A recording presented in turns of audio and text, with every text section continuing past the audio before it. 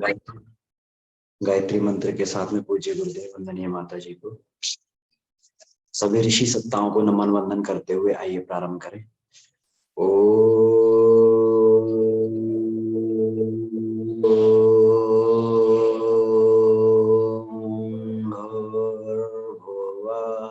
स्वाहा तत्सवितुर्वरेण्यं भर्गो देवस्य धीमहि धियो यो नः प्रचोदयात्।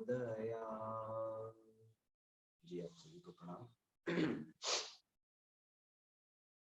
प्रज्ञोपनिषद के इस क्रम में हम लोग आज पहले मंडल का 5वां अध्याय लेने के लिए जा रहे हैं।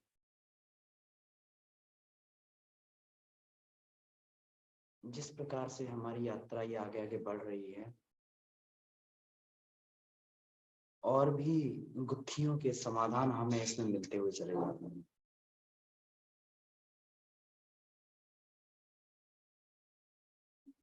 आज का प्रकरण जो ये प्रकरण है, उदार भक्ति भावना प्रकरण,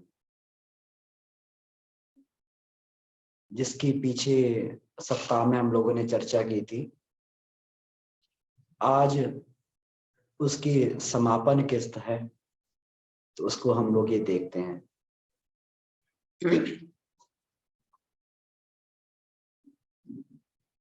इसमें उद्दालक ऋषि बड़े ही सूक्ष्म बुद्धि के धनी हैं। उन्होंने यह प्रश्न किया था कि हे महाभाग, अगर व्यक्ति संयमित जीवन और कर्तव्य परायण जीवन भी जीने लगे तो क्या इससे मानवीय जीवन का अंतिम उद्देश्य जो आत्मविस्तार है वो पूरा हो जाता है?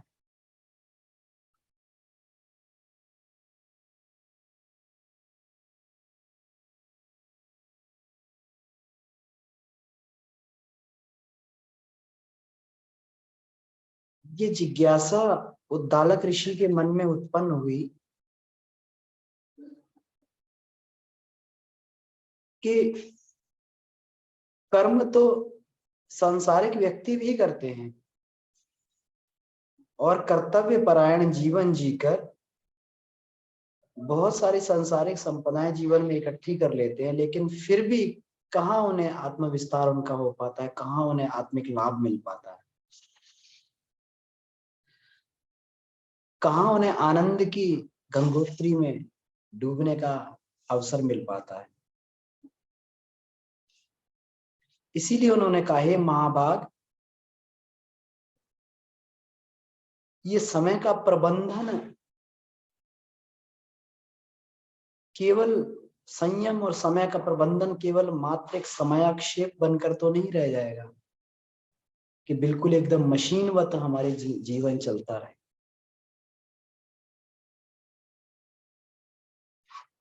यह जिज्ञासा उनके मन में उठी और वास्तव में बात भी ठीक है कि जीवन में आनंद भी ना हो तो वैसे कार्य करने का क्या फायदा है कि मशीन की तरीके से अगर जीवन में काम करते रहे और कोई आनंद ना हो, कोई उमंग ना हो, उल्लास ना हो, तो ऐसे भी जीवन का कोई बहुत बड़ा उद्देश्य इससे पूरा नहीं होता। परमात्मा आनंदमय है, सच्चिदानंद है। उस परमात्मा की संतान भी अगर आनंद में ना रहे, रसास्वादन ना करे,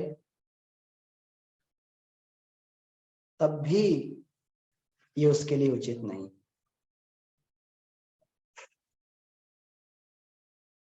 महाप्राज्ञ इसको सुनकर बड़े प्रसन्न हुए। उन्होंने कहा, ज्ञान और कर्म के साथ में एक चीज और इसमें जुड़नी चाहिए उसको, और वो मैं बताने वाला था, लेकिन आपने जो प्रश्न पूछा इससे मेरी जिज्ञासा, इससे मेरी उत्साह और बढ़ गया है। वह उदार भक्ति भावना। ये उदार भक्ति भावना ही ज्ञान और कर्म की, गंगा और यमुना की दोनों धारा मिलने से तीसरी धारा जो उसमें बनती है, सरस्वती बनती है। ये उदार भक्ति भावना ही सरस्वती की धारा है।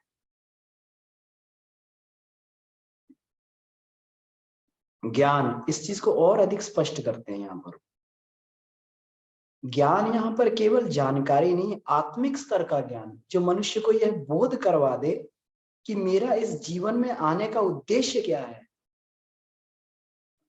अन्यथा हम, गुरुदेव ने तो इसको यहां तक कहा है कि जानकारी मात्र ही जीवन में पूर्ण नहीं होती, उसको भारवाही गधे तक के रूप में बोला है कि जिस प्रकार गधा अपने ऊपर भले ही कितनी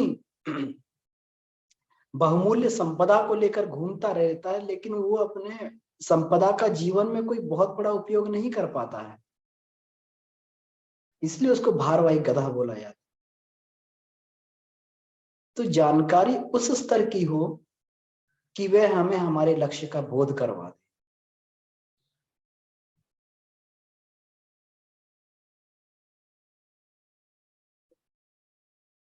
जब जीवन का बोध मनुष्य को अपने जीवन में होता है,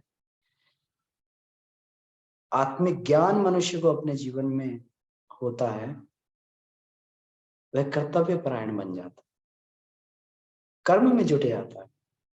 और कर्तव्य परायण यहाँ पे जो कर्म योग जिसको बोला गया है, ये कर्म योग किस प्रकार का कर्म योग इसमें बताया महर्षि पिपलाद ने।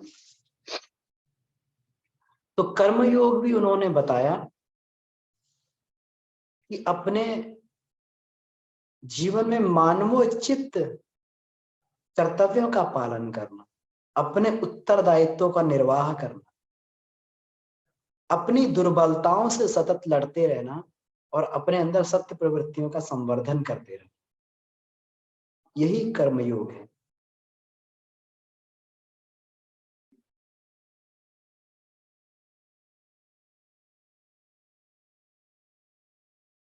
तो वो इस प्रकार का कर्मयोग अपने जीवन में करता है जब व्यक्ति आत्मज्ञानी बन जाए। पहले अध्याय में इस बात को भगवान विष्णु ने बोला था नारद को कि तुम जाओ और सबको गायत्री के तत्व से परिचित करवा, आत्मज्ञान दो। तत्व चिंतनतः प्रज्ञा जागृत आत्म विनर्मिता। क्योंकि जैसे ही उन्हें गायत्री तत्व को, क्योंकि गायत्री प्योर आत्मिक विद्या है, गायत्री तत्व को जानेंगे समझेंगे, जैसे ही उन्हें आत्मज्ञान होगा तो सबसे पहला कार्य वो करेंगे, अपने आत्म निर्माण में लग जाएंगे।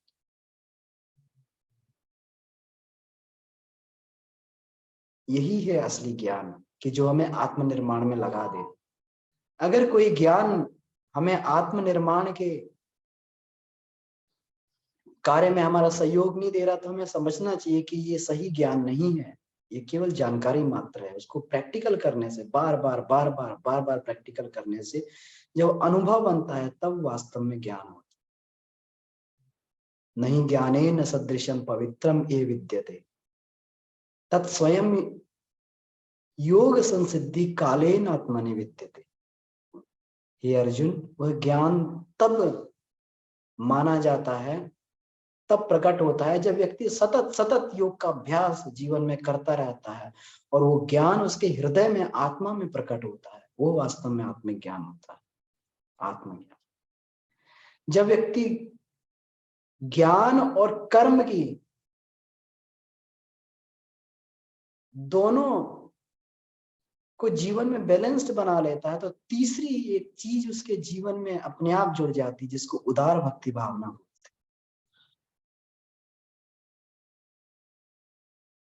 परम पूज्य गुरुदेव ने संयमित रहते हुए जीवन में तपश्चर्या की, परद्रव्येषु लोष्टवत पर नारी परदारेषु, 40 वर्ष तक। लेकिन उन्होंने कहा कि तीसरी जो मेरे लिए सबसे कठिन साधना थी वो थी आत्मवत सर्वभूतेषु, उदार भक्ति भावना। और इसमें हर साधक को उतरना पड़ता है। आज तक तो केवल अपने परिवार के लिए ही काम किया जा रहा था। प्रेम अगर परिवार तक सीमित रहता है तो उसको मोह बोला जाता है।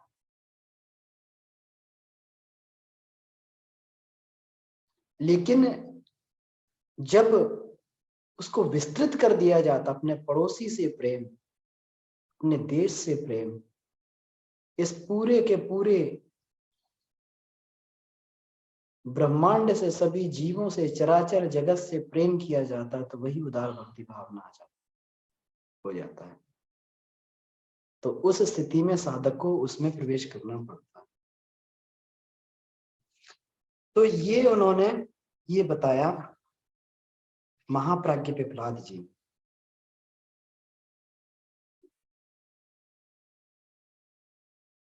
इसमें एक और जो चीज इसमें उन्होंने बताई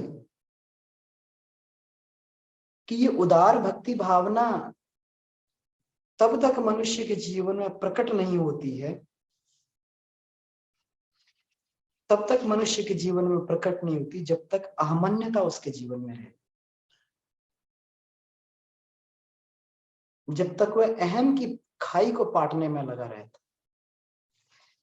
इसमें कहा है उन्होंने, बड़े ही स्पष्ट शब्दों में कहा है, अहमन्यता और उदार भक्ति भावना का एक साथ रह सकना शक्य नहीं है। उदार भक्ति भावना उसी के जीवन में आती जो ब्राह्मण चित जीवन, ब्राह्मणोचित जीवन की व्यवस्था को अपने जीवन में बनाता है। इसका मतलब क्या हुआ, बहुत ही स्वल्प साधनों में अपना गुजारा चला के और बाकी संसार को बांटता रहता है। ये पहली शर्त है, ब्राह्मण बनना पहली शर्त है जीवन, स्वल्प साधनों से। मनुष्य के जीवन में भगवान इतनी क्षमता दे दी है कि बड़े ही स्वल्प श्रम से उसकी अपनी आवश्यकताएं पूरी हो जाती हैं। लेकिन व्यक्ति यहाँ रुकता कहाँ है, मनुष्य यहाँ रुकता कहाँ है? अपने अहम के प्रदर्शन के लिए व्यक्ति जीवन में पता नहीं क्या क्या करता रहता। मेरे पास इतना बड़ा घर होना चाहिए, मेरे पास इतनी बड़ी गाड़ी होनी चाहिए, मेरे पास इतना धन संचय होना चाहिए। यही सबसे बड़ा रोड़ा है जो उसको उसके जीवन में, ये तीसरी जो आनंद की गंगोत्री है, उसको जीवन में उतरने नहीं देता। व्यक्ति जीवन में दुखी रहता है, जीवन भर दुखी रहता है।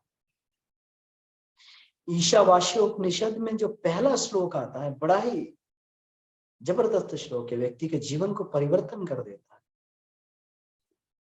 उसने हमारे भी जीवन में हमारे सोचने के ढंग को बदल दिया। ईशावास्यम इदम सर्वम यत् किंचन जगत्याम जगत, ये पूरा का पूरा संसार ईश्वर का ही पसारा है, कण कण में ईश्वर का वास है। तेन त्यक्ताम भुंजिता मां गृधः किम स्विधनम। और उस ईश्वर के पसारे को, ईश्वर की दी हुई संपदा को उतना ही उपयोग करना चाहिए, वह दूसरों के बाद में जब बच जाए। लेकिन मनुष्य के अंदर जब अहंकार होता है, अहम प्रदर्शन की भावना होती है, तो दूसरों का भी हिस्सा मारने में वो, परम पूज्य गुरुदेव इस बात को कहा करते थे कि संसार में वैसे ही स्वल्प साधन है,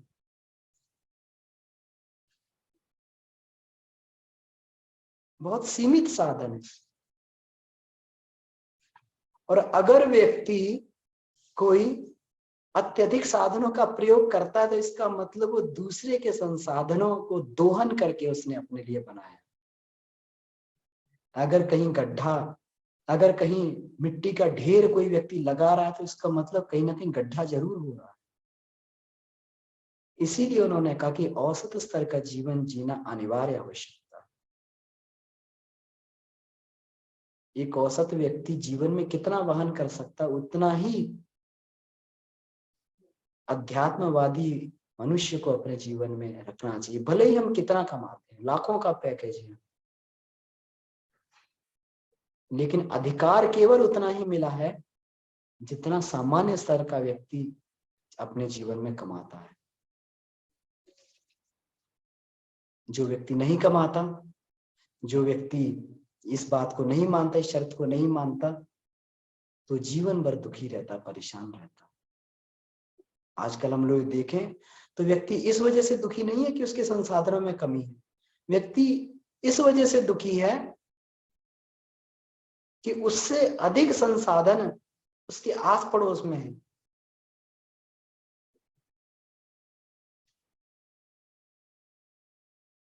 इसमें ये लिखा हुआ है, इसी को संकीर्ण स्वार्थपरता बोला जाता है, कि दूसरे के हितों का ध्यान ना रखा जाए और व्यक्ति स्वार्थी होकर केवल और केवल अपने संसाधन के लिए, और स्वार्थी बनना पड़ेगा। कोई भी व्यक्ति अगर जीवन में औसत स्तर का जीवन नहीं जी रहा है, सामान्य औसत स्तर का जीवन नहीं जी रहा है, इसका मतलब कहीं ना कहीं दोहन जरूर किया है। इसका मतलब वो स्वार्थपरता, संकीर्णता के सिद्धांत पे चल रहा है। मेरा काम हो जाए, बाकी कुछ हो चाहे ना हो। इसमें कहा गया संकीर्ण स्वार्थपरता ही भवबंधन है, यही भवबंधन होता है, और किसी कोई भवबंधन नहीं होता। जब व्यक्ति केवल इतना ही सोचता है कि मेरे लिए, मेरे परिवार के लिए ही सब कुछ हो, यही सबसे बड़ा बंधन है, इसी को भवबंधन बोलते हैं, और इसी को व्यक्ति नहीं काट पाता है। और इसमें बड़ा ही सुंदर गुरुदेव ने बोला कि लोभ, मोह और अहंकार इसके 3 पुत्र हैं। जब व्यक्ति स्वार्थी होता है तो लोभ, मोह और अहंकार उसके जीवन में अपने आप पैदा हो जाता है, ये उसके पुत्र हैं स्वार्थ संकीर्णता। यह परिवार, कितने बढ़िया बात गुरुदेव ने बोली है, यह परिवार जहां भी बसेगा वहां ईर्ष्या, द्वेष, कलह,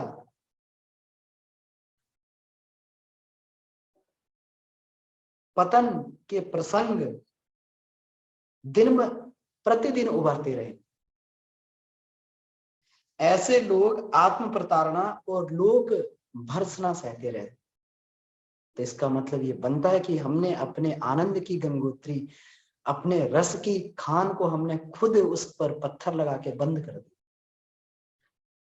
उसको निकलने ही नहीं दे रहे, बांध लगा दिया वहां।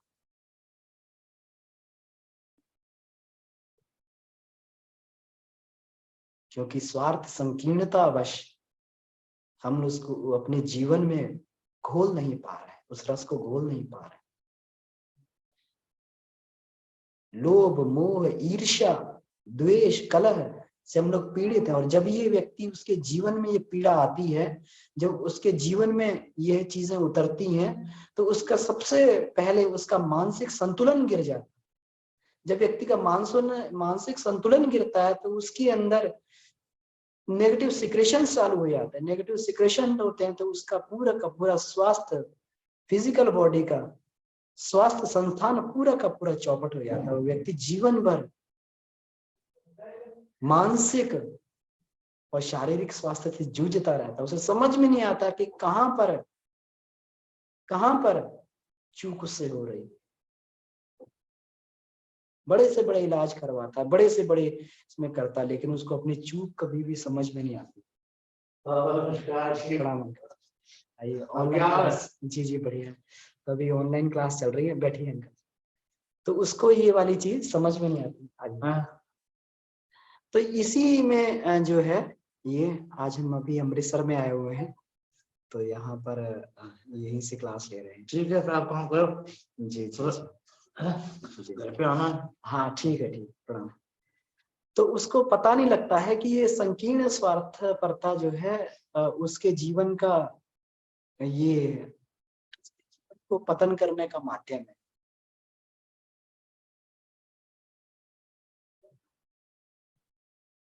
यहीं पर जो है सारे के सारी रस, यहीं पर जो है रस धारा बंद है। यही आनंद की गंगोत्री व्यक्ति खोल नहीं पा रहा।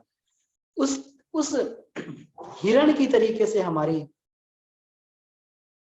दुर्दशा हो जाती है कि हम कस्तूरी खोजते तो हैं, रस को खोजते तो हैं, जिस प्रकार से हिरण की नाभि में कस्तूरी होती है, लेकिन कभी ढूंढ नहीं पाते, बाहर खोजते रहते, बाहर सुख ढूंढते रहते हैं, बाहर रस ढूंढते रहते हैं, लेकिन वह रस कभी मिल नहीं पाता। केवल और केवल एक ही चीज हमें जो है, आत्मवत सर्वभूतेषु की भावना ही केवल हमें सच्चे रस का बोध करवा सकते हैं, इसी से रसास्वादन कर सकते हैं। परम पूज्य गुरुदेव इसमें एक बात लिखते हैं, जैसे रात्रि के दिन के साथ मिलन वेला को उषा काल कहते हैं, जिसमें प्राणी मात्र जग जाते हैं, वैसे ही आत्मा और परमात्मा से मिलन का प्रत्यक्ष प्रमाण भक्ति भावना के उदय के रूप में देखा जा सकता है।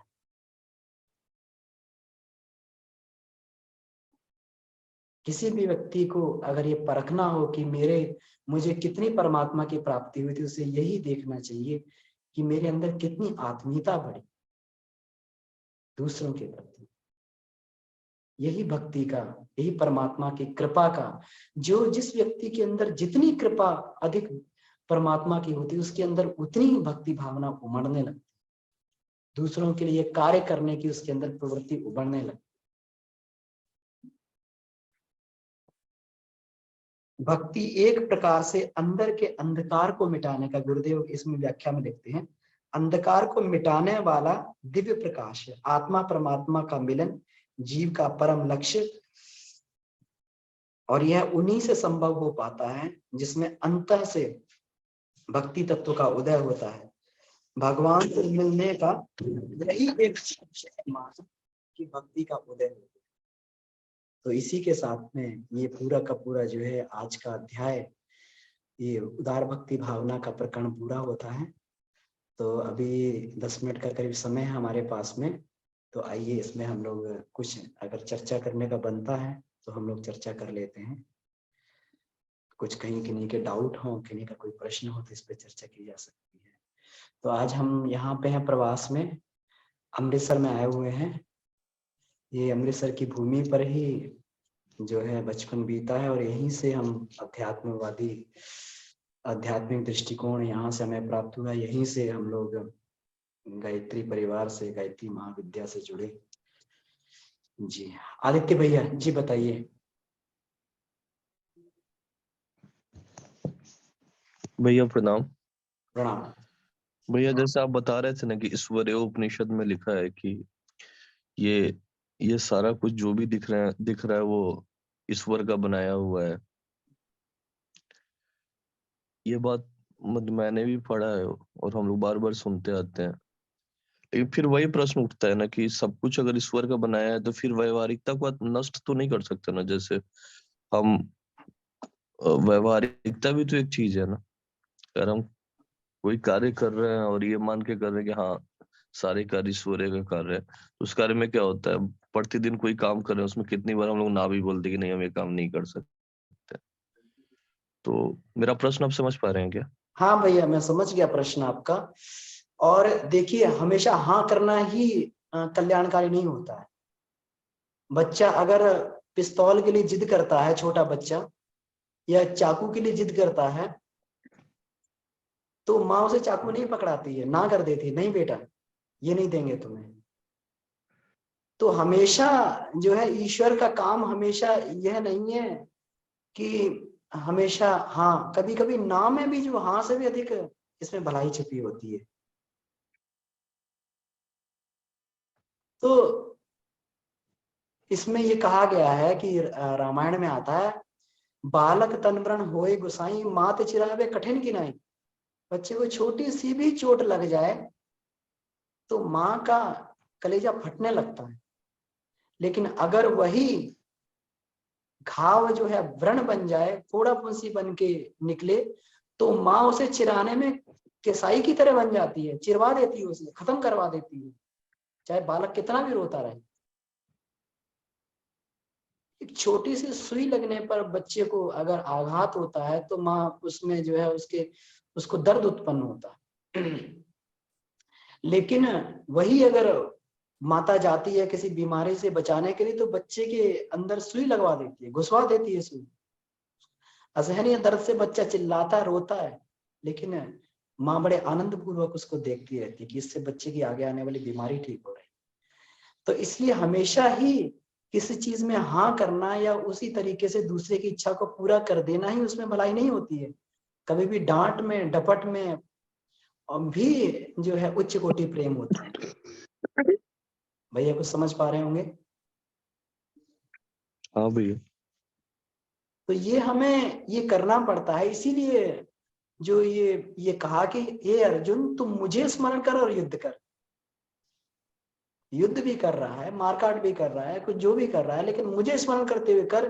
तेरी विवेक बुद्धि कभी नष्ट नहीं होनी चाहिए। तो विवेक से ही हम पहचान पाएंगे कि इस परिस्थिति में हमारे लिए क्या करना सही रहेगा। युद्ध करना सही रहेगा या फिर जो है शांत रहना सही रहेगा। ठीक है भैया। जी जी भैया, धन्यवाद।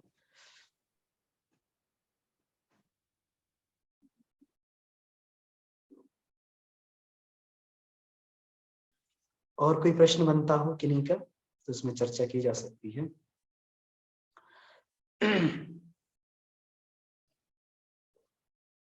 या कोई अनुभव इसमें अपना शेयर करना चाहते हो तो उसको भी हम लोग कर सकते हैं।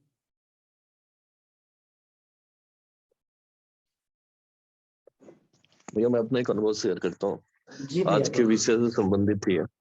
पिछले 6-7 महीने से ज्यादा मेरे मन में इच्छा उत्पन्न हो रहा था कि मैं समाज के लिए कार्य करूं, और बहुत प्रबल, मतलब इच्छा दिन प्रतिदिन प्रबल होते जा रहा था और विस्फोटक भी होते जा रहा था। तो मैंने अब तय कर लिया कि मैं करूंगा ही।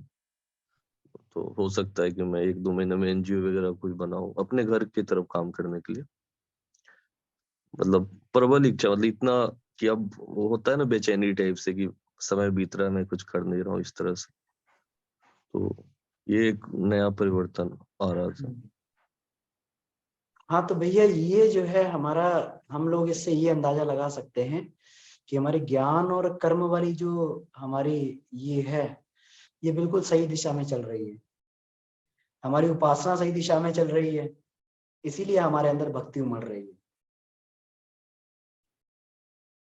तो इस उमड़ती हुई दिशा को हमें दिशा देनी होती है, इस उमड़ती हुई भक्ति भावना को दिशा देनी होती।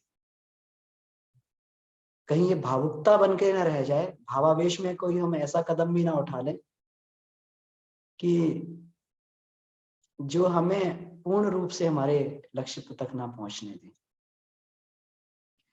एक बार हम लोग, ऐसा हमारे मन में भी उठता था, तो एक बार हम जब ग्रेजुएशन किया था तो उस समय हम वहां पर शांति कुंज हमारे मन में आया कि हम जीवन दान कर दें वहां पर जाके।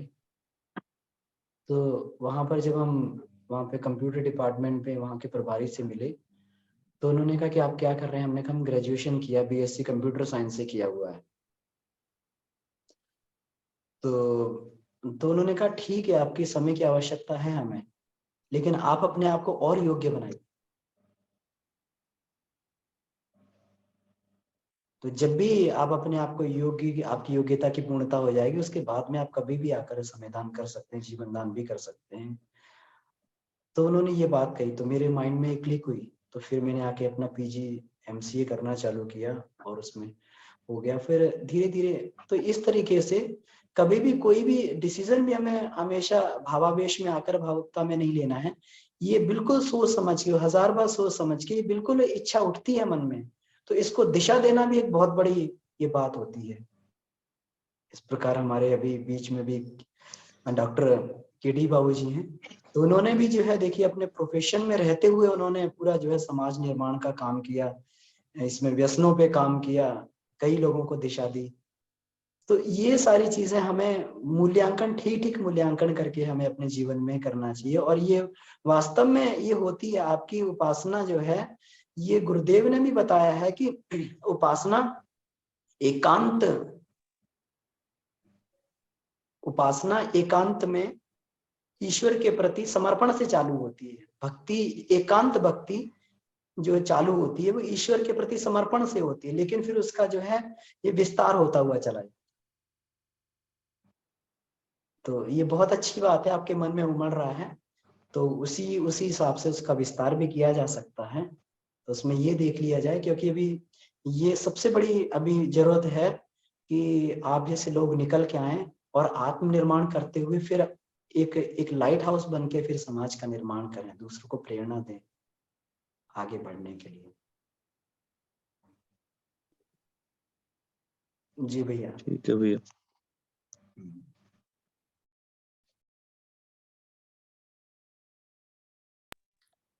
प्रणाम भैया, मेरा एक क्वेश्चन है, पता नहीं जी, आज प्रणाम। के क्लास से रेलेवेंट है कि नहीं है। बीच बीच में अटेंड करती हूँ मैं क्लास। मेरे मन में कई बार आता है, शायद पहले भी कभी पूछा होगा मैंने। मुझे ऐसा लगता है भैया, जैसे गायत्री का जैसे हम करते हैं उपासना, तो कहते हैं कि ये बुद्धि, धन और शक्ति की देवी है। मतलब उस बंदे को किसी चीज की कमी नहीं रहेगी, बल भी रहेगा। पर मुझे ऐसा लगता है, मे बी मेरे में ही कमी हो। मतलब मुझे ऐसा लगता है कि हम गायत्री जब करते हैं तो हम बहुत सीधे हो जाते हैं। मतलब सीधे मीन्स कि बहुत उदार, और किसी के साथ कुछ बुरा नहीं कर रहे, और पॉलिटिकली मतलब यहाँ पे अगर हम देखें जनरली, मतलब प्रोफेशन में भी या इन जनरल भी, जब तक आप ना अपना दबदबा नहीं बना के रखोगे ना, आपको फॉर ग्रांटेड और बहुत ही वो समझेंगे कि ठीक है, ये तो शरीफ है, इसके साथ जो मर्जी कर लो। ठीक है, मतलब इन जनरल मैंने ये लाइफ पर फील किया है कि जो भी स्ट्रेट है, कहानियां भी सुनते हैं कि पेड़ अगर सीधा, उसको पहले काटते हैं, टेढ़े पेड़ को काटना मुश्किल है। तो मतलब वो जो बल वाली बात है, वो क्या है फिर गायत्री की, कि वो क्यों नहीं जागृत हो रही है? मेरे में कमी है या इन जनरल ये कंसेप्ट है? I don't know. हाँ, एक बार भैया तो बताइए। आपका बिल्कुल अलाइंड है दीदी आज की क्लास से। अभी भैया ने भी ये प्रश्न पूछा था कि हमारे अंदर मतलब ये होता है कि हम सामने वाले का कैसे भी भला कर दें, है ना। लेकिन ये जो है, इसमें अपने विवेक का प्रयोग करते हुए कि ये हमारी जो हेल्प है इसके लिए कितना मतलब यूजफुल है, तो इसको ये अपने विवेक के आधार पर मूल्यांकन करना पड़ता है। वास्तव में ये बात सही है कि जब सोया हुआ है। व्यक्ति गायत्री उपासक बनता है, अगर सही मायने में उसकी उपासना सही चल रही है, तो हमारे अंदर ये प्रेम की भावनाएं उमड़ती हैं, सामने वाले का कल्याण करने के लिए उमड़ती हैं। और कभी कभी व्यक्ति इस तरीके से बन भी जाता है। लेकिन उसमें भी जो है आगे हमें किस तरीके से करना चाहिए, तो आगे आने वाला जो प्रकरण है, षष्ठम अध्याय, उसमें यही चर्चा की गई है कि सत, साहस और संघर्ष का प्रकरण जो है, कि हमारे बिल्कुल अच्छाई से लोग हमें ही कहीं नुकसान ना पहुंचाने लगे। तो उसके लिए साहस और सत साहस की आवश्यकता पड़ती है, संघर्ष की आवश्यकता पड़ती है। उस स्थिति में भी हमें जो है अच्छाई करते हुए अपने आप को बचा के रखना पड़ता है, ताकि अच्छाई भी हो और सामने वाले का भला भी हो जाए और कोई हमारा दुरुपयोग भी ना करे। दीदी कुछ क्लियर हो रहा होगा? तो पर आगे भैया आने वाला, मतलब हाँ। आजकल जैसे बहुत पॉलिटिक्स बहुत लोग करते हैं, तो मतलब मतलब गायत्री जब करने से मुझे ऐसा लगता है कि हम उन सब चीजों में पढ़ते ही नहीं है, बिल्कुल स्ट्रेट। मतलब मे बी मेरा नेचर ऐसा, आई डोंट नो।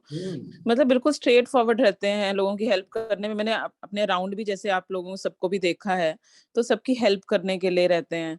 तो बट दूसरे लोग ये समझते नहीं ना, वो तो अनड्यू एडवांटेज लेने की हाँ, कोशिश करते हैं फॉर उसमें। ग्रांटेड समझ लेते हैं, आपने बिल्कुल ठीक कहा। हाँ। लेकिन उससे अपने को कोई फर्क नहीं पड़ना चाहिए और ना पड़ता है।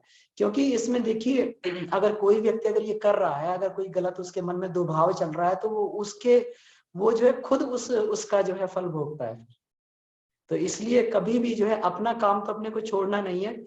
इसमें जब हम ये कर रहे थे, एमसीए कर रहे थे, उस समय ये बहुत सारे लोग ये कहा करते थे, बहुत सारे मतलब हमारे क्लास के हमारे ये थे, ये लोग थे।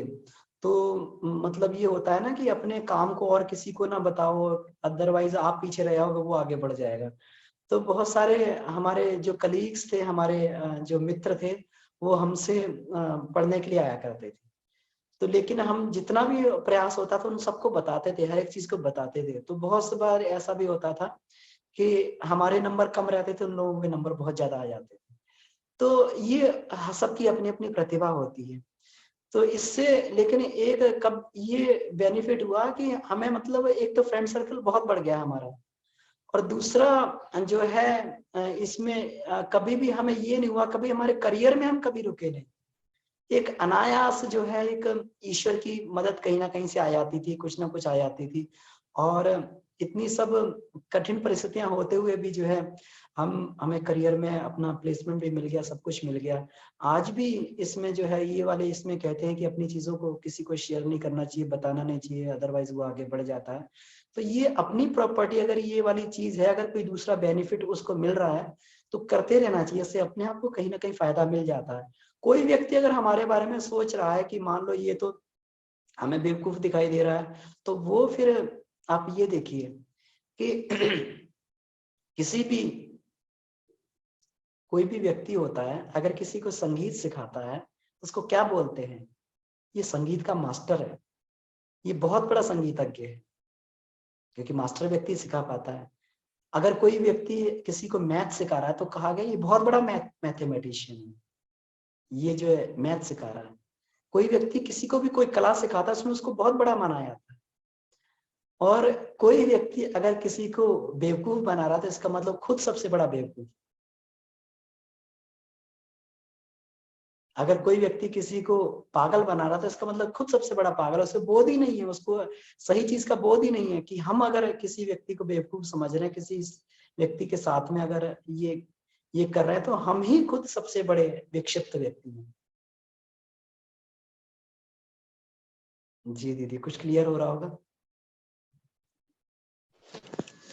भैया जो इस टाइप का दीदी पूछी है ना, ये तो भैया लास्ट सेशन में भी आपने बोला था कि कभी ना कभी अपनी प्रतिभाओं का हमें फल जरूर मिलता है। बट भैया जैसे लाइट खोलने, तो भैया आप पता है हमारे साथ क्या हुआ? हमारा बड़ा बेटा है, अब 23 कंप्लीट हो जाएंगे उसको अप्रैल में। तो भैया वो बहुत लेबोरियस, बहुत जिसको कहते हैं मेहनती बोलेंगे पढ़ाई में, और नॉलेज भी उसका इतना तगड़ा, उसने जो भी अपना नॉलेज था वो भी अपने पार्टिसिपेंट सबके उसने खूब हेल्प करी। जो आप सेम कह रहे हो ना, जैसे दीदी बोल रही है कि उसने अपने सब कुछ इतना अच्छा बताता था वो दूसरे को कि वो बच्चे निकल जाते थे। और आज मेरा बच्चा ओनली बीटेक है, उसके साथ के बच्चे सब IITian सब बन चुके हैं।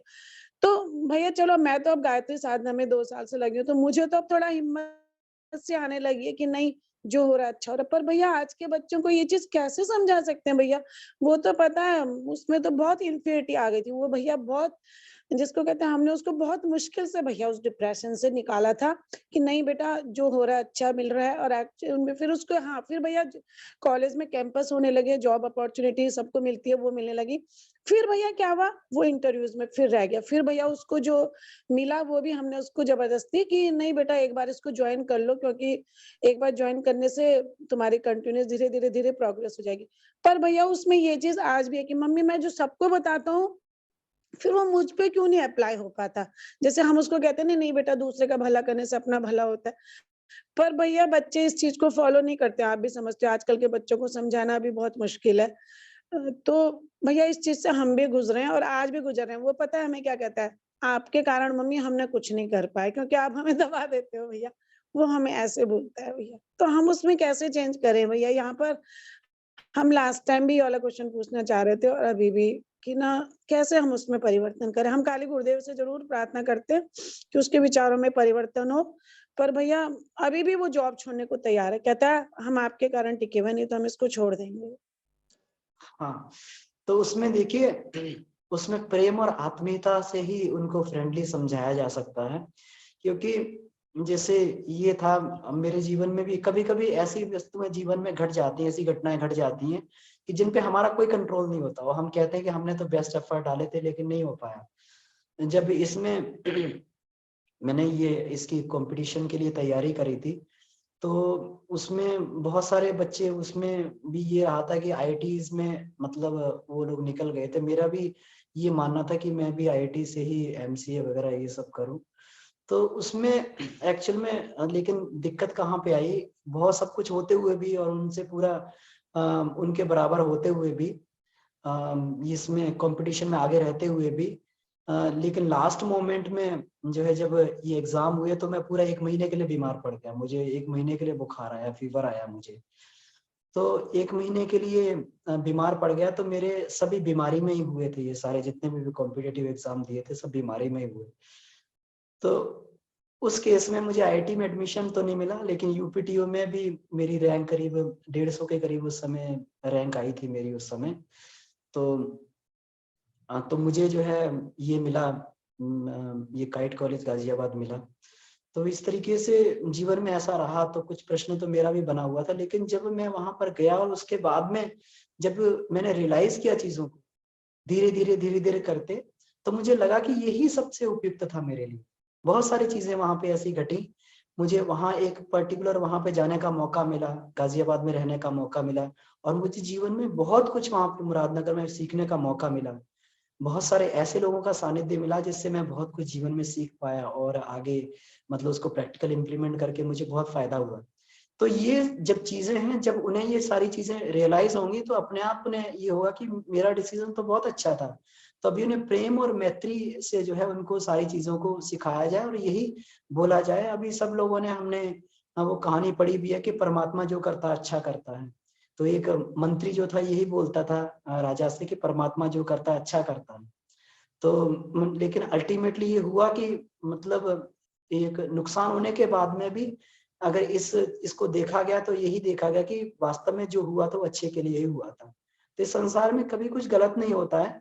हमारी हो सकता है कि उस समय कोई बहुत बड़ी अपॉर्चुनिटी मिल गई होती तो हमारा उतना ग्रोथ नहीं हो पाता, हमारा उतना इंटरनल डेवलपमेंट नहीं हो पाता। तो ये सारी चीजें जो है ये ईश्वर व्यवस्था के अधीन बहुत ही सही तरीके से चलती हैं। कभी भी जो है ये, और अध्यात्म में यही सिखाता है जब व्यक्ति आध्यात्मिक बनता है, इसीलिए अपने बच्चों का पालन पोषण आध्यात्मिक विधि से करना चाहिए।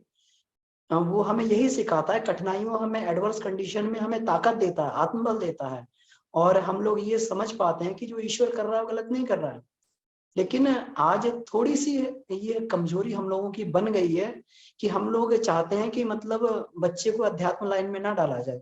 एक बार हम एक जगह सेशन ले रहे थे तो उन्हें बहुत अच्छा सेशन लगा और बाद में आके वो मुझसे कहने लगे कि सेशन तो बहुत अच्छा था, क्या हम अपने बच्चों को इसी धारा से जोड़ सकते हैं, आध्यात्मिक प्रगति की धारा से जोड़ सकते हैं। तो हमने कहा जोड़ सकते हैं कि, लेकिन एक डर लगता है कि कहीं हमारा बच्चा जो है ये आध्यात्मिक हो गया, कहीं हमें छोड़ के तो नहीं चला जाएगा। हम सभी के मन में डर लगता है ये। जबकि पहली जो शिक्षा होती है, शिक्षण होता है, आत्मिक विद्या ही पहली शिक्षा होती है, अध्यात्म विद्या ही पहली शिक्षा होती है, ताकि जीवन में एडवर्स कंडीशन आए तो हम जो है उससे निकल सके। तो इसलिए हमें यही प्रयास करना चाहिए, बच्चे को बचपन से ही एक आध्यात्मिक वातावरण, आध्यात्मिक दृष्टिकोण देना चाहिए। तो फिर जीवन में आगे आने वाली परेशानियां और ये सब चीजें जो है वो मैटर नहीं करती, वो निकल जाती हैं। तो दीदी कुछ क्लियर हो पा रहा होगा। तो प्रेम और मैत्री पूर्ण उससे आप व्यवहार से उनको समझाइए, बार बार समझाइए, और उसके बाद में जो है अपने आप उन्हें जो है अपने जीवन में अनुभव होगा कि जो भी चीज हुआ सही हुआ।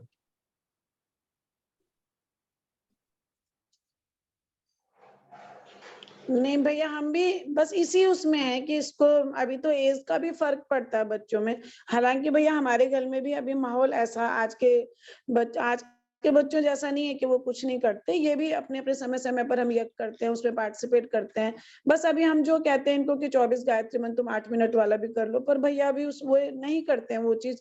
हम फोर्सली जब बोलते हैं ना उस दिन तो फिर भी महीने में 2-4 बार कर ले, वो नहीं करे। पर माहौल ऐसा नहीं है कि बच्चे जिसको कहते हैं गलत रास्ते पे जा रहे हैं, बस उसमें अभी थोड़ा वो एक्सेप्ट नहीं कर पा रहा है बस ना। तो भैया बस यही वाली बात है भैया। हाँ तो जबकि हम प्यार से तो समझाते हैं, हम उसको बोलते हैं ना, तो हम चुप रहते हैं कि हाँ इसको बोल लेने दो, इसके मन की हाँ भड़ास बिल्कुल निकल बिल्कुल, लेने बोलने दो। दीजिए उनको, उनको पूरा मौका दीजिए अपने अंदर की चीजों को निकालने का, और फिर प्रेम पूर्वक जो है आप अपनी बातों को बताते भी रहें।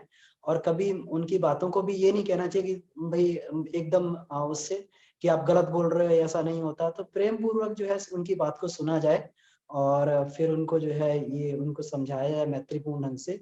तो धीरे धीरे धीरे, क्योंकि कुछ चीजें जो है पकने में समय लेती हैं और उस समय पर ही उनके परिणाम आते हैं। तो इसलिए उसको भी जो है ईश्वर की व्यवस्था को भी सही मान के और उनको भी ये किया जाए। और ये भी ना उनसे कभी उनको अनुभव होने दिया जी कि हम उनका तिरस्कार कर रहे हैं, हम जो अपनी बातें उन पे थोपने का प्रयास कर रहे हैं। तो और बाकी जो है घर का वातावरण जो है अपना ये ऋषियोचित वातावरण अगर घर पे बना रहेगा तो धीरे धीरे उनके भी अंदर मानसिक बदलाव और ये सब उनके अंदर ये मिलता रहेगा उन्हें। और ये सब कंडीशन जो आज हैं वो धीरे धीरे हो जाएंगे, दूर हो जाएंगे। जी भैया, निश्चित ही। प्रणाम भैया। जी दीदी जी प्रणाम। तो अभी लगता है समय हो गया होगा। हाँ समय हो गया, 10 मिनट ज्यादा भी हो गया है। तो आज की कक्षा को हम लोग यहीं समाप्त करते हैं और फिर हम आगे की कक्षा के लिए फिर हम लोग मिलेंगे और इसी प्रकार से हम लोग प्रज्ञोपनिषद के षष्ठम मंडल की हम लोग इस पर 6ठे अध्याय की हम लोग चर्चा करेंगे। ठीक है, आइए इसी के साथ में आप सभी को प्रणाम, सभी को नमन, और परम पूज्य गुरुदेव वंदनीय माता सभी ऋषि संताओं को नमन करते हुए एक कक्षा को समाप्त करते हैं। ओम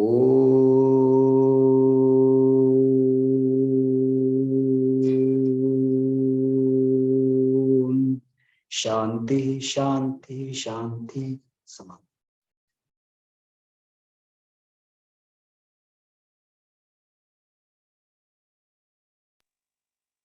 प्रणाम।